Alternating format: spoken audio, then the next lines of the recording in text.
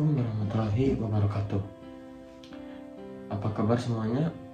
Sebelumnya, izinkan saya untuk memperkenalkan diri terlebih dahulu. Perkenalkan, nama saya Hardi Manggala Kusumawardana dari Prodi S1 Keperawatan. Sebelumnya, di sini saya akan menjelaskan retorika manajemen aksi yang kritis dan inovatif, sebuah analisis komprehensif.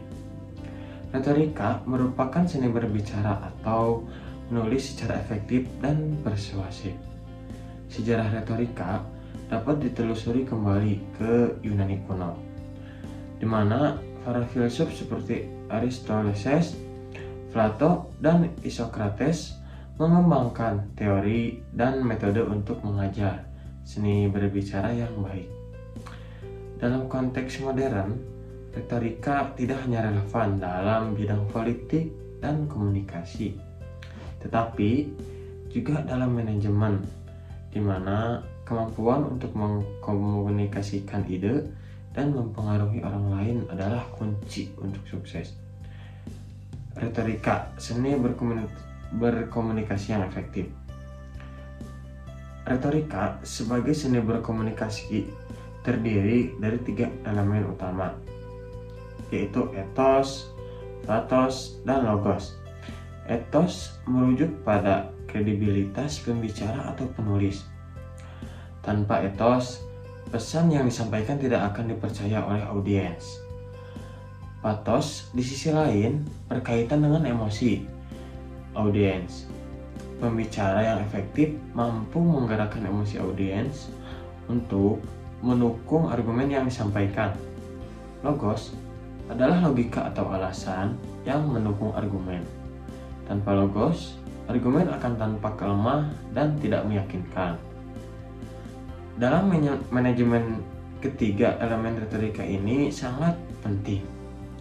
Seorang manajer yang baik harus memiliki kredibilitas atau ethos, di mana timnya mampu menginspirasi dan memotivasi mereka atau pathos, serta menyampaikan argumen yang logis dan masuk akal atau logos. Dengan memadukan ketiga elemen ini, seorang manajer dapat mempengaruhi timnya untuk bekerja lebih efektif dan mencapai tujuan organisasi. Lalu ada manajemen aksi yang kritis. Manajemen aksi yang kritis adalah pendekatan dalam manajemen yang menekankan pada pemikiran kritis dan refleksi terus-menerus terhadap tindakan yang dilakukan. Pendekatan ini melibatkan identifikasi masalah, analisis situasi, pengembangan solusi, implementasi, dan evaluasi hasil. Dalam setiap tahap, manajer harus kritis terhadap asumsi dan tindakan yang diambil, serta siap untuk melakukan perubahan jika diperlukan. Salah satu alat yang sering digunakan dalam manajemen aksi yang kritis adalah model PDCA atau Plan, Do, Check, and Act. Dalam tahap perencanaan atau plan, manajer mengidentifikasi masalah dan merencanakan solusi yang mungkin. Pada tahap pelaksanaan Do, rencana tersebut diimplementasikan. Lalu tahap pengecekan itu check, melibatkan evaluasi hasil dari implementasi yang tadi. Terus selanjutnya tahap tindakan atau act adalah tindakan perbaikan berdasarkan evaluasi tersebut. Siklus ini berulang terus-menerus memastikan bahwa organisasi selalu beradaptasi dan meningkatkan kinerja.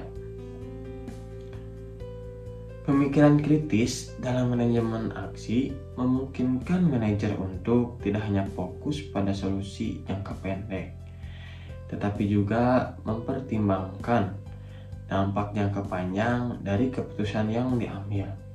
Ini sangat penting dalam lingkungan bisnis yang dinamis, di mana perubahan terjadi dengan cepat dan manajer harus siap untuk beradaptasi dengan situasi baru.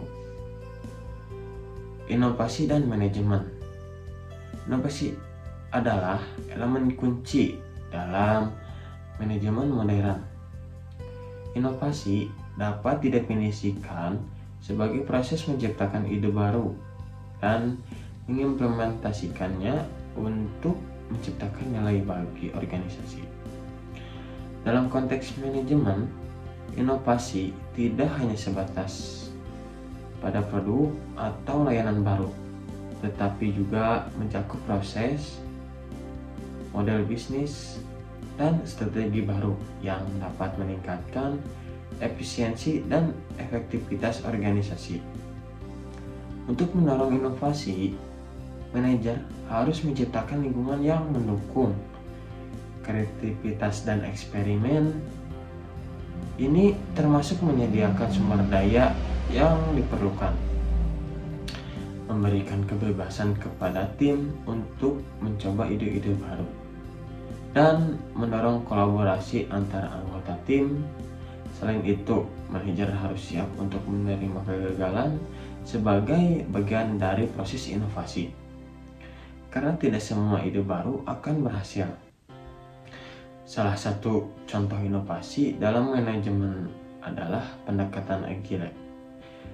Pendekatan agile adalah metodologi manajemen proyek yang menekankan fleksibilitas, kolaborasi, dan iterasi cepat. Dalam pendekatan ini, proyek dibagi menjadi beberapa iterasi pendek yang disebut sprint, di mana setiap sprint menghasilkan produk atau fitur yang dapat dievaluasi dan ditingkatkan. Pendekatan agile memungkinkan tim untuk cepat merespons perubahan kebutuhan dan pasar, serta terus-menerus meningkatkan produk atau layanan yang dikembangkan. Integrasi retorika, manajemen aksi yang kritis dan inovatif. Integrasi antara retorika, manajemen aksi yang kritis, dan inovatif dapat menciptakan pendekatan manajemen yang komprehensif dan efektif. Dalam prakteknya, seorang manajer harus mampu menggunakan keterampilan retorika untuk mengkomunikasikan visi dan tujuan organisasi, memotivasi tim, dan mempengaruhi pemangku kepentingan.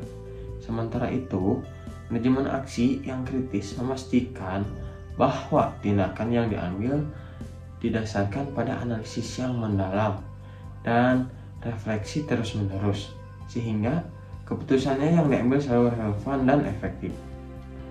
Inovasi di sisi lain memberikan alat dan metode baru untuk meningkatkan kinerja dan mencapai tujuan organisasi dengan mengintegrasikan ketiga elemen ini. Manajer dapat menciptakan lingkungan kerja yang dinamis dan adaptif, di mana tim dapat berkembang dan mencapai hasil yang optimal. Lalu ada yang terakhir adalah kesimpulannya. Kesimpulannya adalah retorika, manajemen aksi yang kritis, dan inovasi adalah 3 elemen kunci dalam manajemen modern. Ketiganya saling melengkapi dan bersama-sama dapat menciptakan pendekatan manajemen yang efektif dan komprehensif. Dalam dunia bisnis yang terus-menerus berubah, kemampuan untuk berkomunikasi secara efektif, berpikir kritis, dan berinovasi adalah kunci untuk mencapai sukses dan keberlanjutan organisasi.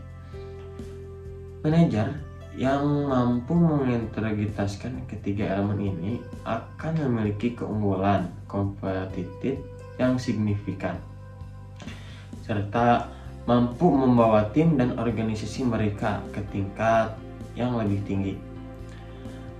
Sekian penjelasan materi mengenai retorika, manajemen aksi yang kritis dan inovatif.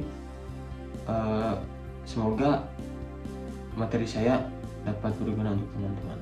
Baik, sebelumnya izin mengundurkan diri. Assalamualaikum warahmatullahi wabarakatuh.